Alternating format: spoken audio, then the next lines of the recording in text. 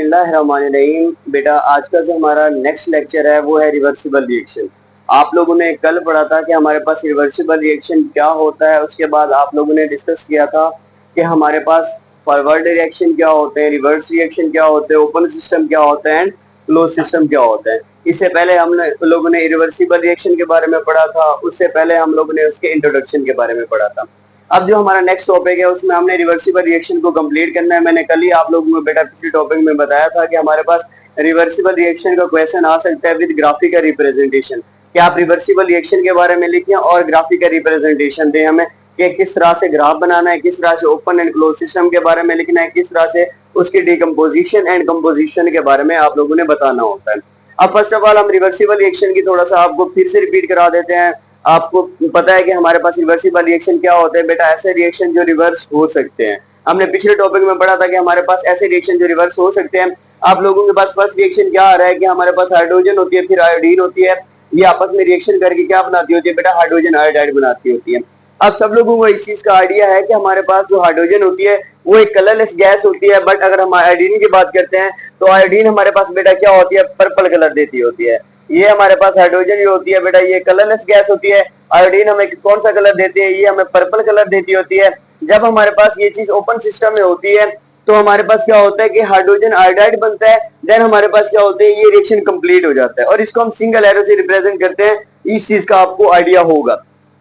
अब बेटा हमारे पास जो चीज रिजल्टेंट बनती है वो भी हमारे पास क्या बनती होती है, कलरलेस बनती होती है।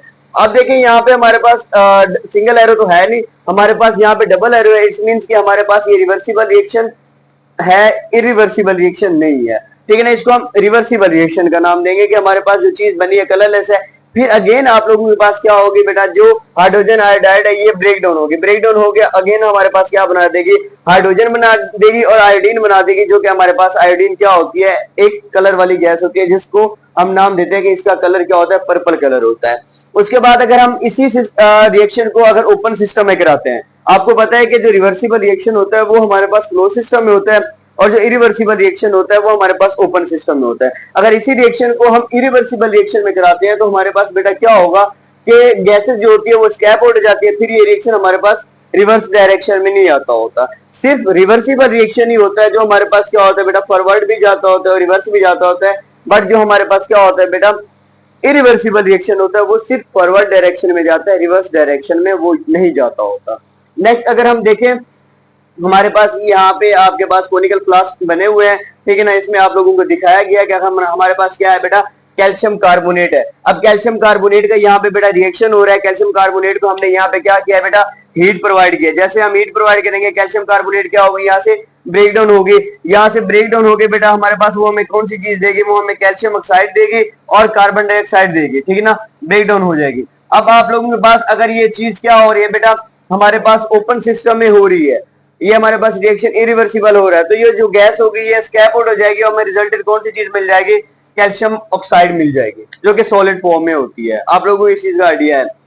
नेक्स्ट अगर यही रिएक्शन हम क्या कर रहे हैं बेटा, क्लोज सिस्टम में कर रहे हैं, रिवर्सिबल रिएक्शन में कर रहे हैं, तो हमारे पास क्या होगा कि अगेन हमारे पास ये कैल्शियम कार्बोनेट हमने ऐड किया, उसको हीट प्रोवाइड करेंगे, वो हमारे पास क्या होगी, डिकम्पोजिशन उसकी होगी। डिकम्पोजिशन के बाद हमें कौन सी चीज मिलेगी, हमें कैल्शियम ऑक्साइड भी मिलेगी, प्लस आप लोगों को कार्बन डाइऑक्साइड गैस भी मिलेगी।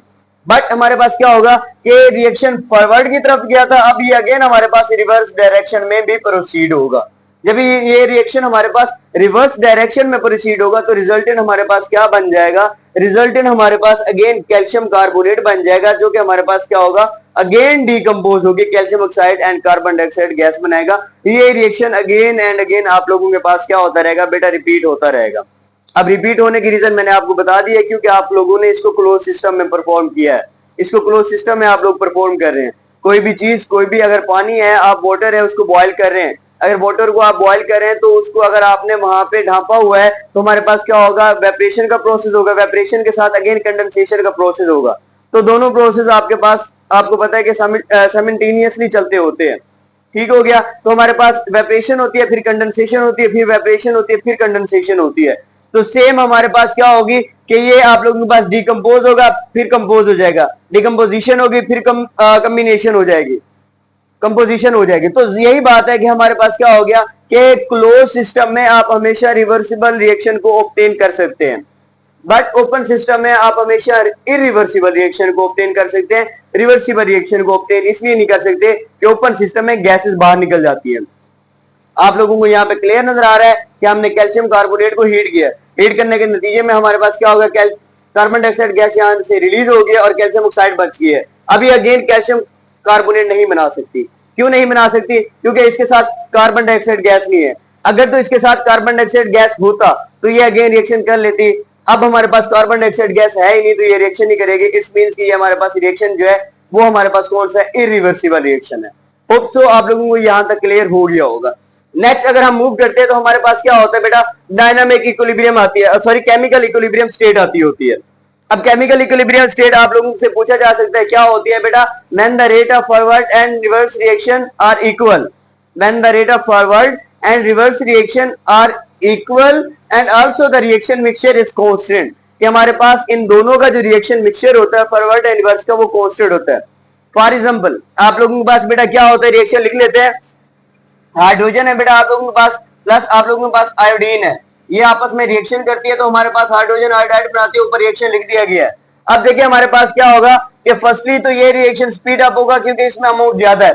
देन हमारे पास जब ये रिएक्टेंट प्रोडक्ट में चेंज हो जाएंगे देन हमारे पास प्रोडक्ट स्पीड अप हो जाएंगे क्योंकि इसमें अमाउंट ज्यादा आ जाएगी। तो एक टाइम ऐसा आएगा कि जितने रिएक्टेंट प्रोडक्ट में चेंज हो रहे होंगे उतने ही प्रोडक्ट रिएक्टेंट में चेंज हो रहे होंगे। जितना हमारे पास रेट ऑफ रिएक्शन या स्पीड ऑफ रिएक्शन फॉरवर्ड होगा उतना ही हमारे पास जो स्पीड ऑफ रिएक्शन होगी वो रिवर्स की होगी। बात समझ आ गई होगी आपको यहां तक कि हमारे पास रेट का क्या मतलब होता है, रेट ऑफ रिएक्शन, रेट का मतलब होता है स्पीड ऑफ रिएक्शन, कि जितना स्पीड से हमारे पास फॉरवर्ड रिएक्शन हो रहा होगा उतनी ही स्पीड से हमारे पास क्या हो रहा होगा बेटा, रिवर्स रिएक्शन हो रहा होगा। तो ये तो हमारे पास क्या हो जाएंगे कि अगर आप लोगों के पास 50% प्रोडक्ट बने हैं तो 50% ही रिवर्स बने होंगे, अगर 50% आप लोगों के पास रिवर्स बने हैं 50% ही प्रोडक्ट बने होंगे। तो ये दोनों आप लोगों के पास क्या होंगे, सेम होंगे, जिसको हम नाम दे रहे हैं कि हमारे पास जो रिएक्शन मिक्सचर होता है वो क्या होता है, कांस्टेंट होता है, कि अगर आप लोगों के पास 50% रिएक्टेंट आ रहे हैं तो 50% ही प्रोडक्ट होंगे। ठीक हो गया बेटा। और ये रिएक्शन कभी भी स्टॉप नहीं होता, हमेशा याद रखिएगा, ये रिएक्शन रिपीट होता रहता है, बट हमें लगता है कि रिएक्शन यहां तक रुक गया है, वो उसकी हम 2 पॉसिबिलिटीज में जाके देखते हैं। तो ये बेटा हमारे पास क्या था, केमिकल इक्विलिब्रियम स्टेट, कि हमारे पास ड्यू टू केमिकल रिएक्शन कोई चीज इक्विलिब्रियम में आ गई है, उस चीज को हम केमिकल इक्विलिब्रियम स्टेट का नाम दे रहे हैं। और कौन सी चीज इसमें इक्विलिब्रियम में आई है, वो rate of forward and rate of reverse reaction, forward and reverse reaction हमारे पास यहाँ पे इक्विलिब्रियम में आए तो उसको केमिकल इक्विलिब्रियम स्टेट का नाम हम दे रहे हैं। नेक्स्ट हम मूव करते हैं, हमारे पास क्या आ जाती है, केमिकल इक्विलिब्रियम स्टेट की 2 पॉसिबिलिटीज आ जाती है। अब फर्स्ट कौन सी होती है बेटा, हमारे पास स्टैटिक इक्विलिब्रियम स्टेट होती है। अब स्टैटिक का मतलब होता है किसी चीज को सीज कर देना, किसी चीज को फ्रीज कर देना, ठीक है ना, स्टैट कर देना बेसिकली। स्टैटिक मींस के सीज टू प्रोसीड।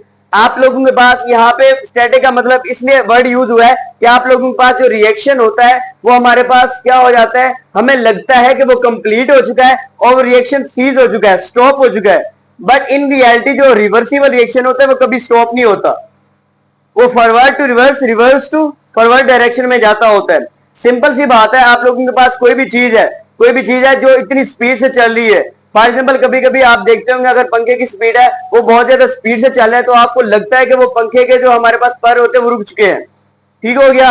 कोई भी चीज आप लोगों के पास अगर वो स्पीड में होती है, गाड़ी के टायर की एग्जांपल भी ले सकते हैं आप, जब वो बहुत ज्यादा स्पीड में जा रहे होते हैं तो आपको लगता है कि वो स्टॉप हो चुके हैं, ठीक है ना, वो हमें नजर आ रहे होते हैं। यहाँ पे रिएक्शन भी इतनी ही स्पीड से चल रहा होता है कि हमें लगता है रिएक्शन सीज हो चुका है, रिएक्शन यहां तक स्टॉप हो चुका है, तो उस चीज को हम क्या नाम देते होते हैं, स्टैटिक इक्विलिब्रियम स्टेट का नाम देते होते हैं। जैसे कि आप लोगों के पास एक बिल्डिंग है, बुक में आप लोगों के पास एग्जांपल है, ठीक है ना, बिल्डिंग जो है हमारे पास उसको चारों तरफ से फोर्सेस लग रही है तो वो हमारे पास क्या होती है, स्टैटिक होती है, वो स्टैटिक फॉर्म में होती है, ठीक है ना, वो सीज होती है, फ्रीज होती है, उस चीज को हम स्टैटिक इक्विलिब्रियम स्टेट का नाम देते होते हैं। हालांकि रिएक्शन आप लोगों को पता है कि फॉरवर्ड एंड रिवर्स में जा रहा होता है, बट इतनी स्पीड में जा रहा होता है कि हमें नजर आता है कि रिएक्शन स्टॉप हो चुका है, बट इन रियलिटी वो रिएक्शन चल रहा होता है। नेक्स्ट अगर डायनामिक इक्विलिब्रियम की बात करें तो हमारे पास डायनामिक इक्विलिब्रियम क्या होती है कि रिएक्शन हमारे पास क्या होता है, स्टॉप नहीं होता, और रिएक्शन हमारे पास क्या होता है, अपोजिट डायरेक्शन में चल रहा होता है। सिंपल सी बात है कि हमारे पास जब rate of forward and rate of reverse reaction equal होते हैं बट इन अपोजिट डायरेक्शन, तो उस स्टेट को हम नाम देते हैं डायनामिक इक्विलिब्रियम स्टेट। जब हमारे पास rate of forward reaction and rate of reverse reaction, जैसे अभी आपको मैंने थोड़ी देर पहले एग्जांपल दी है कि हमारे पास क्या होता है कि जितनी अमाउंट में रिएक्टेंट प्रोडक्ट में चेंज हो रहे होते हैं उतनी अमाउंट में प्रोडक्ट रिएक्टेंट में चेंज हो रहे होते हैं। मींस के forward to reverse, reverse to forward, ये चीज चल रही होती है बेटा।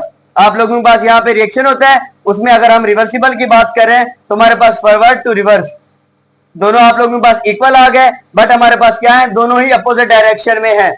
इस चीज को हम डायनामिक इक्विलिब्रियम स्टेट का नाम देते होते हैं। ये टर्म्स आती होती है बोर्ड में, इस वजह से आप लोगों को समझाया जा रहा है कि आप काइंडली इसको अच्छी तरह से समझ लें और याद कर लें। नेक्स्ट हमारे पास जो मोस्ट इंपॉर्टेंट चीज आ जाती है वो है ग्राफिकल रिप्रेजेंटेशन। आप लोगों से बोर्ड में ये क्वेश्चन पूछा जा सकता है कि हम ग्राफ से किस तरह रिप्रेजेंट कर सकते हैं रिवर्सिबल रिएक्शन को। तो सिंपल सी बात है बेटा, आप लोगों के पास क्या होता है, ग्राफ है। अब ग्राफ में सबसे ऊपर वाली जो लाइन है वो हमारे पास फॉरवर्ड रिएक्शन है और जो नीचे वाली है वो रिवर्स रिएक्शन है। अब वो किस तरह से होता है बेटा, आपको पता है कि सबसे पहले हमारे पास जो रिएक्शन हमारे पास रिएक्टेंट होते हैं वो फॉरवर्ड डायरेक्शन में मूव करते हैं। अब देखिए फर्स्टली तो हमारे पास जो फॉरवर्ड रिएक्शन होता है वो स्पीड अप होता है। कैसे स्पीड अप होता है, हमारे पास यहाँ पे कंसंट्रेशन ज्यादा होती है। यहाँ पे कंसंट्रेशन क्या होती है बेटा, ज्यादा होती है। अब कंसंट्रेशन ज्यादा होती है तो जाहिर सी बात है ये स्पीड से हमारे पास प्रोडक्ट में चेंज होंगे। ये रिएक्टेंट हमारे पास बेटा क्या होंगे, स्पीड से प्रोडक्ट में चेंज होंगे। सिंपल सी बात है। अब जब हमारे पास क्या होगा कि प्रोडक्ट बन चुके हैं, फिर हमारे पास प्रोडक्ट क्या होंगे बेटा, अगेन रिएक्टेंट में चेंज हो जाएंगे।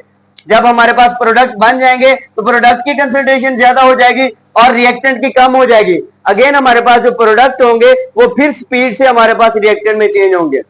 तो पहले अब हम ग्राफ देख लेते हैं। यहां तक आप लोगों को समझ आ गया होगा बेटा। जो ग्राफ में आप लोगों को ऊपर वाली लाइन दिखाई गई है कि फॉरवर्ड रिएक्शन सबसे पहले स्पीड अप होता है, तो इसको क्या किया गया है, या टॉप से रिप्रेजेंट किया गया है।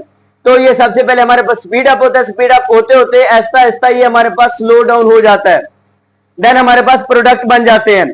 ये हमारे पास क्या था, ये फॉरवर्ड डायरेक्शन थी, ये रिएक्टेंट टू प्रोडक्ट बन रहे हैं। अब रिएक्टेंट हमारे पास पहले ज्यादा होते हैं तो वो हमारे पास क्या होते हैं, स्पीड अप होते हैं और वो प्रोडक्ट में चेंज हो जाते हैं।